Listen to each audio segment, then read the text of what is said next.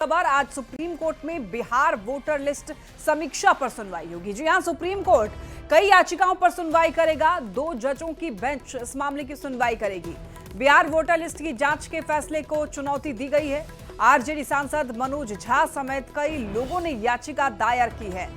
तो आज बहुत बड़ा दिन है, चूंकि आज सुप्रीम कोर्ट में सुनवाई होगी एसआईआर को लेकर के, स्पेशल इंटेंसिव रिवीजन को लेकर के, यानी कि मतदाता सूची रिवीजन को लेकर के आज सुप्रीम कोर्ट में सुनवाई होना है और ये बहुत बड़ा मुद्दा बना हुआ है और इस मामले को लेकर सियासत भी काफी ज्यादा गरमाई हुई है।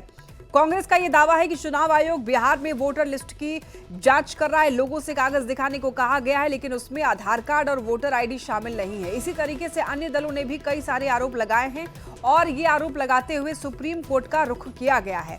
अब देखिए, याचिकाओं का कहना है कि चुनाव आयोग का ये फैसला मनमाना है और इसके चलते बिहार के लाखों मतदाताओं का मतदान का अधिकार जो है वो छिन जाएगा। कई लोगों के नाम हटाए जा रहे हैं। चुनाव आयोग के फैसले के खिलाफ विपक्ष और अन्य लोगों की याचिका पर सुप्रीम कोर्ट में आज सुनवाई होनी है और इसी को लेकर आज सभी की निगाहें सुप्रीम कोर्ट की सुनवाई पर होगी कि आखिर सुप्रीम कोर्ट की तरफ से क्या कहा जाता है। और आपको बताते चलें, इस मामले को लेकर के पूरा बिहार की जो जनता है वो आज सुप्रीम कोर्ट की सुनवाई के लिए इंतजार कर रही है।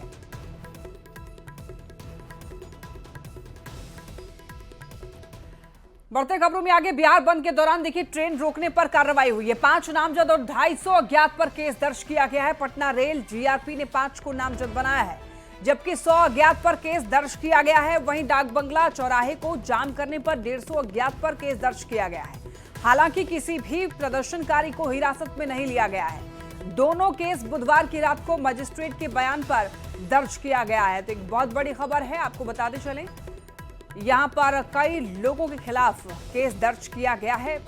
रेल रोकने के खिलाफ यहां पर 5 नामजद और 250 अज्ञात पर केस दर्ज कर लिया गया। पटना रेल जीआरपी ने 5 को नामजद बनाया है, जबकि 100 अज्ञात पर केस दर्ज किया गया है।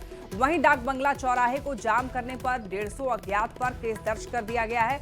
हालांकि किसी भी प्रदर्शनकारी को हिरासत में अभी तक नहीं लिया गया है। दोनों केस बुधवार की रात को मजिस्ट्रेट के बयान पर दर्ज कर लिया गया है।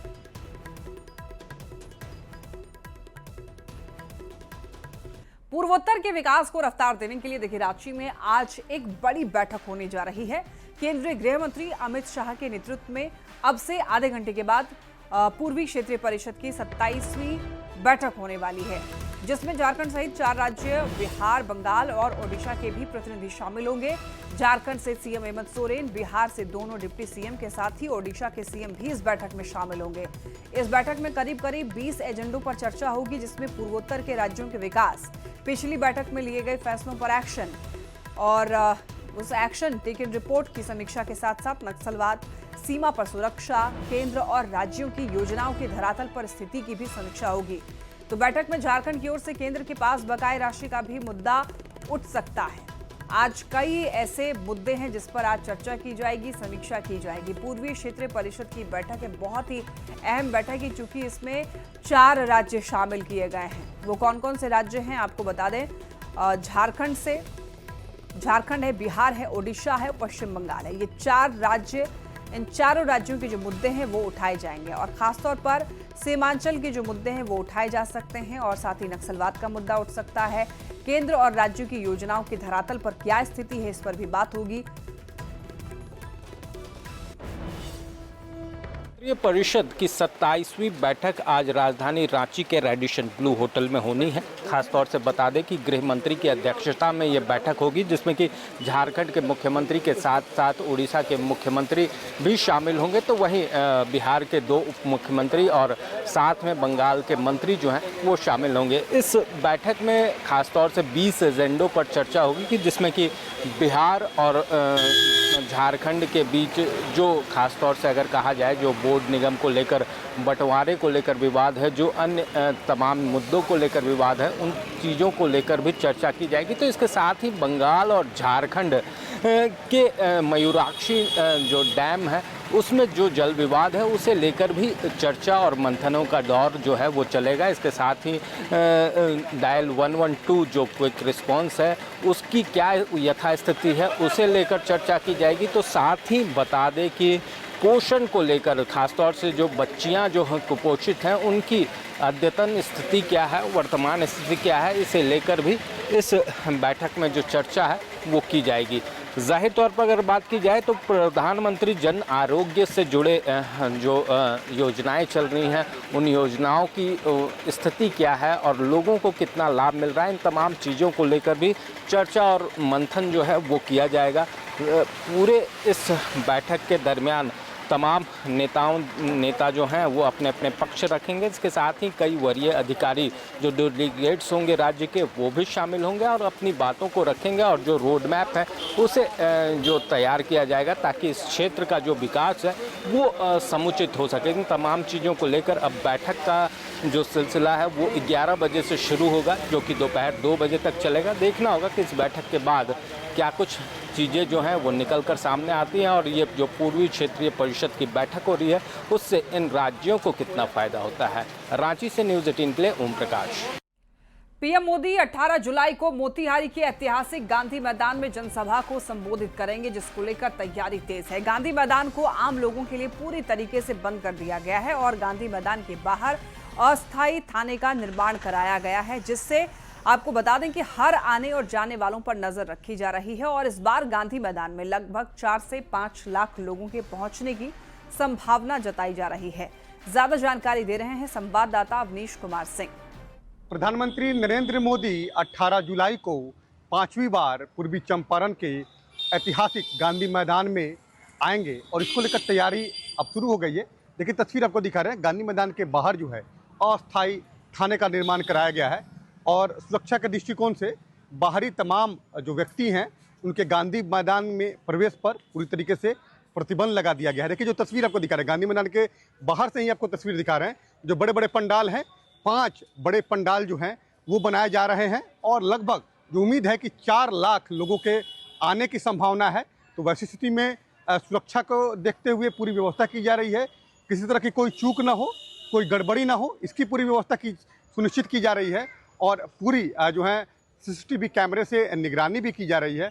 और 18 जुलाई को जब प्रधानमंत्री नरेंद्र मोदी इसी ऐतिहासिक गांधी मैदान से जनसभा को संबोधित करेंगे तो उनके सामने जो है खासतौर पर 3 जो लोकसभा हैं, पूर्वी चंपारण, पश्चिमी चंपारण और बगहा, इन 3 लोकसभा के तमाम जो विधानसभा सीट है उसको कैसे जीती जाए, इस रणनीति पर भी चर्चा करेंगे। कार्यकर्ताओं को जीत का मंत्र देंगे, कैसे सभी विधानसभा सीट पर जीत सुनिश्चित हो, कैसे एनडीए सरकार एक बार फिर सत्ता में वापसी करे, इसकी पूरी रूपरेखा तय होगी। और तमाम लोग इंतजार भी कर रहे हैं प्रधानमंत्री नरेंद्र मोदी का। तो 5वीं बार प्रधानमंत्री नरेंद्र मोदी का आगमन ऐतिहासिक मोतिहारी के गांधी मैदान में हो रहा है। तो वैसी स्थिति में तैयारी जोर शोर से की जा रही है। उनीश कुमार, न्यूज़ 18 मोतिहारी।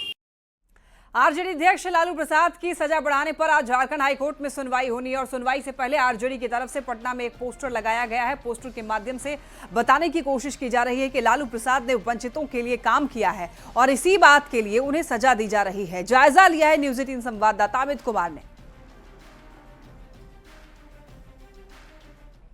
और इस वक्त की बड़ी खबर, दिल्ली एनसीआर में भूकंप के झटके महसूस किए गए। दिल्ली एनसीआर में भूकंप के झटके, इस वक्त की बड़ी खबर, दिल्ली एनसीआर में लोगों ने भूकंप के झटके महसूस किए हैं। तो आपको बताते चलें, इस वक्त की बड़ी खबर है, दिल्ली एनसीआर में भूकंप के झटके महसूस किए गए हैं। और यहां पर आपको बताते चलें, भूकंप के झटके से कई लोग डर गए, सहम गए, लेकिन हालांकि तीव्रता बहुत ज्यादा नहीं रही है और इसका जो एपिसेंटर है वो भी कहीं दूर रहा है। दिल्ली एनसीआर में भूकंप के तेज झटके लोगों ने महसूस किए हैं। इस वक्त की बड़ी खबर मिल रही है, दिल्ली एनसीआर में भूकंप के झटके महसूस किए हैं। हालांकि इसकी तीव्रता जो है वो ज्यादा नहीं रही है और बता दें आपको, इसका एपिसेंटर भी कहीं दूर बताया जा रहा है। तो दिल्ली एनसीआर में भूकंप के झटके लोगों ने महसूस किए हैं।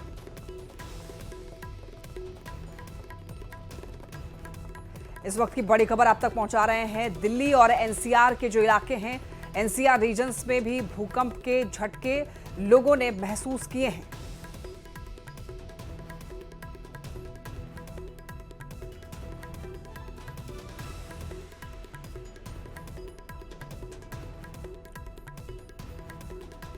ये खबर मिल रही है दिल्ली और एनसीआर से। दिल्ली एनसीआर में रहने वाले लोगों को भूकंप के झटके महसूस किए गए और आपको बताते चले करीब 10 सेकंड तक यहां पर भूकंप के झटके जो है महसूस किए गए हैं और 9:04 पर ये जो भूकंप के झटके हैं वो महसूस किए गए हैं और इसकी तीव्रता ज्यादा नहीं बताई जा रही है। लेकिन यहाँ पर जो रहने वाले लोग हैं उन्होंने 9:04 के आसपास भूकंप के झटके महसूस किए गए, वो भी 10 सेकंड से लेकर के 12 सेकंड तक भूकंप के झटके महसूस हुए हैं।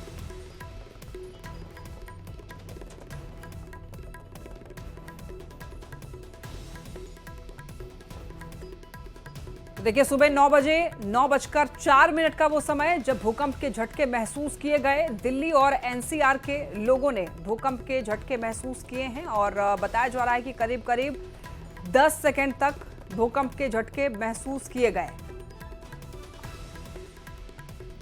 जो एनसीआर रीजन है, दिल्ली और एनसीआर यानी कि नोएडा, गाजियाबाद और जितने भी इलाके हैं आसपास दिल्ली के, उन सभी इलाकों में भूकंप के झटके महसूस किए गए हैं। 9 बजे का समय बताया जा रहा है, 9:04 पर झटके महसूस किए गए हैं पूरे 10 सेकंड तक। और आपको बता दें हरियाणा का झज्जर बताया जा रहा है भूकंप का एपिसेंटर, वहीं से शुरुआत हुई भूकंप की और इसके झटके जो हैं वो आसपास के पूरे इलाके में महसूस किए गए हैं। तो देखिए दिल्ली और एनसीआर में भूकंप के तेज झटके और आपको बता दें 9:04 का वो समय रहा जब 10 सेकंड तक यहां पर भूकंप के झटके महसूस हुए हैं। ज्यादा जानकारी के लिए न्यूज़ 18 संवाददाता अमितेश हमारे साथ जुड़ रहे हैं। अमितेश, भूकंप के तेज झटके महसूस किए गए हैं दिल्ली एनसीआर रीजन में, पूरी जानकारी दीजिए। फिलहाल संपर्क नहीं हो पा रहा है, लेकिन आपको बताते चलें कि दिल्ली एनसीआर में भूकंप के तेज झटके 10 सेकंड तक महसूस किए गए 9:04 पर और इसका एपिसेंटर हरियाणा का झज्जर बताया जा रहा है। आइए बढ़ते हैं खबरों में आगे। आरजेडी अध्यक्ष लालू प्रसाद की सजा बढ़ाने पर आज झारखंड हाईकोर्ट में सुनवाई होनी है। सुनवाई से पहले देखिए आरजेडी की तरफ से आपको बताते चलें कि पटना में एक पोस्टर लगाया गया और पोस्टर के माध्यम से ये बताने की कोशिश की जा रही है कि लालू प्रसाद ने वंचितों के लिए काम किया है और इसी बात के लिए उन्हें सजा दी जा रही है। जायजा लिया न्यूज़ 18 संवाददाता अमित कुमार ने। घोटाले के मुख्य आरोपी लालू प्रसाद यादव की सजा बढ़ाने को लेकर के आज झारखंड हाईकोर्ट में फैसला होना है और इससे पहले यहाँ पे देखिए ये आरजेडी की तरफ से एक पोस्टर लगाया गया पटना में। ये पोस्टर सतीश गुप्ता, प्रदेश महासचिव राष्ट्रीय जनता दल की तरफ से लगाया गया है और ये बताया गया कि लालू प्रसाद यादव का गुनाह क्या था। तो गुनाह ये बताया गया कि सदियों थी जिन जुआ पर ताले लालू ने उनको खोल दिया, इनका गुनाह बस इतना था, उनके कंठों में बोल दिया। सामंतवाद की ताकत ने जिनके सपनों को मार दिया, इनका गुनाह बस इतना था, उन सपनों को साकार किया। आंसू जिनके सूख चुके थे, हंसना जिनका दुश्वार किया, इनका गुनाह बस इतना था, उनके जीवन में धार दिया। अंगारों पर चलकर लालू वंचित पिछड़ों में अलख जगाई, इनका गुनाह बस इतना था, उनमें सम्मान की भूख जगाई। चाहे जितनी सजा दो इनको, इन्होंने धारा उलट दिया, इनका गुनाह बस इतना था, जलती रोटी को पलट दिया। लालू प्रसाद यादव की सजा बढ़ाने को लेकर के हाईकोर्ट का दरवाजा खटखटाया गया झारखंड का और आज इस मामले पे झारखंड हाईकोर्ट में सुनवाई है और उससे पहले ये कविता के जरिए जो है वो तंज कसा गया है। सतीश गुप्ता ने ये तंज कसा है, प्रदेश महासचिव आरजेडी के। कैमरा पर्सन अजय दुबे के साथ अमित कुमार, न्यूज़ 18 पटना।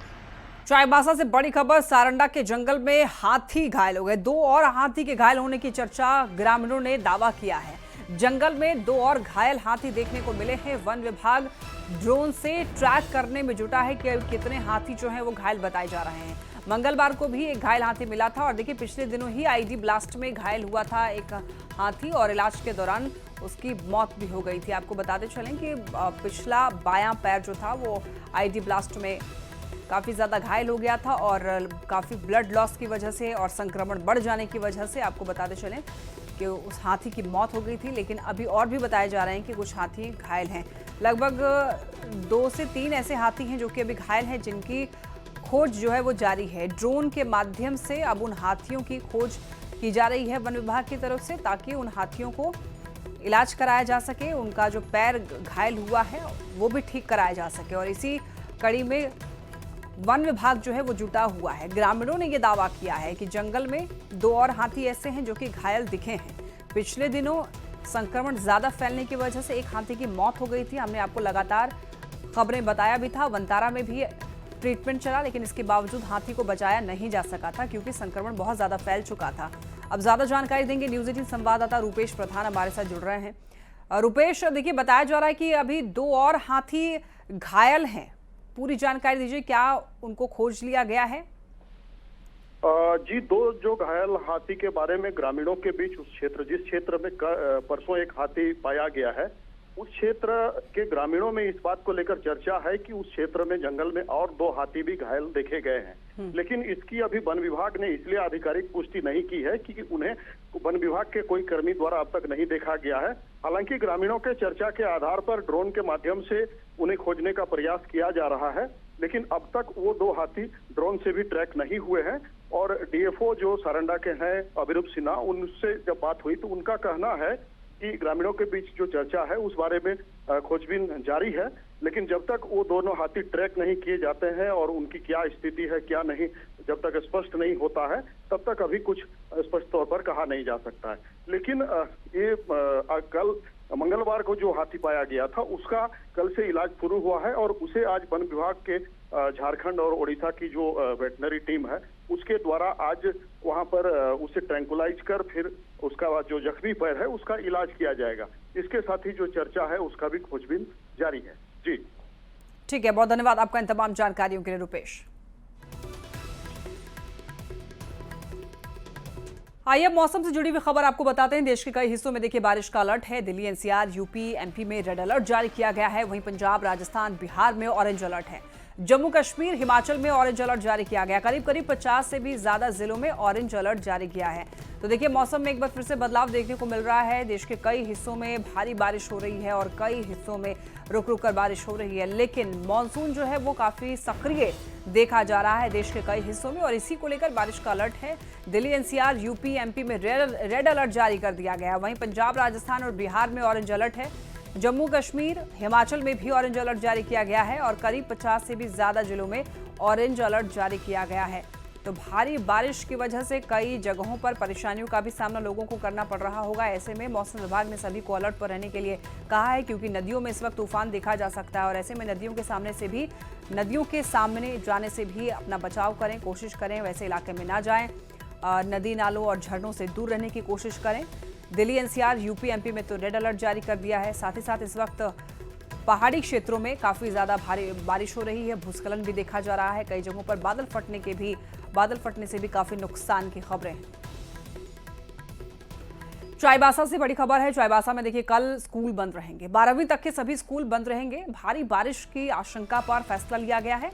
मौसम विभाग ने अलर्ट जारी किया है। डीसी ने स्कूल बंद करने का दरअसल आदेश दे दिया है। 12वीं तक के सभी स्कूल बंद रहेंगे और ये फैसला लिया गया है बारिश को देखते हुए, चूंकि भारी बारिश की आशंका है और इसी वजह से मौसम विभाग ने अलर्ट भी जारी कर दिया है। डीसी ने स्कूल बंद करने का आदेश दिया है। जमशेदपुर सहित पूरे कोल्हान में हो रही मूसलाधार बारिश से पूरे प्रमंडल जलमग्न हो गया, पूरा प्रमंडल। और देखिए बारिश का पानी जो है वो निचले इलाके के घरों में घुस चुका है। लगातार हो रही बारिश की वजह से चांडिल डैम के 10 फाटक खोले गए हैं। जिस शहर की दोनों नदियां जो है स्वर्ण रेखा और खरकई नदी खतरे के निशान के ऊपर आ चुकी है, जिससे कि जमशेदपुर की नदी किनारे बस्तियों में बाढ़ का खतरा भी बढ़ता जा रहा है। तो देखिए डैम का यहाँ पर 10 फाटक खोल दिए गए हैं। आपको बता दें कि बारिश की वजह से फाटक खोले गए हैं, क्योंकि जलस्तर लगातार बढ़ता जा रहा है और इसकी वजह से लगातार हो रही बारिश की वजह से नदियां भी उफान मार रही हैं। चांडिल डैम जब से मानसून आया है और पानी जिस तरह के बारिश हो रही, पहले से ही वहाँ पर पानी का लेवल देखते हुए गेट खोला गया है। अभी लगभग 10 गेट खोला गया है, 2.5 करके 2 और 1-1 करके 8 गेट खोला गया। इसलिए पानी अभी तक भंडारा नहीं होने जिसमें हमारे क्षेत्र का वहाँ के चागड़वासी को कोई दिक्कत होने लगे। रांची में बुधवार की देर रात से हो रही तेज बारिश ने नगर निगम की तैयारियों और तमाम व्यवस्थाओं की पोल खोल दी है। झमाझम बारिश से शहर के कई निचले इलाकों में जल जमाव हो गया है। कई मोहल्लों की सड़कें तालाब में तब्दील हो गई है, जिससे लोगों को परेशानियों का सामना करना पड़ रहा है। मौसम विभाग ने 5 जिलों में भारी बारिश की चेतावनी जारी की है, जिनमें पलामू, लातेहार, चतरा, कोडरमा और हजारीबाग शामिल है। राजधानी रांची में बुधवार रात से ही बारिश का सिलसिला शुरू है। खासतौर से इस वजह से लोगों को खासी समस्या का सामना करना पड़ रहा है। पूरे कहा जाए तो लोगों के आने जाने में भी परेशानियों का सामना करना पड़ रहा है। तो वहीं निचले इलाकों का हाल जो है वो काफ़ी बुरा है, चाहे वो पंचशील इलाके की बात करें पंडरा में, या फिर जो हिंदपीढ़ी के खासतौर से नीचे जो इलाके हिंदपीढ़ी क्षेत्र के उन इलाकों की बात करें तो वहाँ पर लोगों को खासी समस्या का सामना करना पड़ रहा है। आईटीआई बस स्टैंड हो, इन जगहों पर जो पानी है, बारिश का पानी है, वो सड़कों पर भर गया है, जिस वजह से सड़कें जो है वो तालाब के रूप में नज़र आ रही हैं। तो आम जनजीवन भी बुरी तरह से प्रभावित हुआ है, जिससे कहा जाए तो इस मानसून को लेकर नगर निगम की जो तैयारियां थी वो नाकाफ़ी साबित हो रही हैं।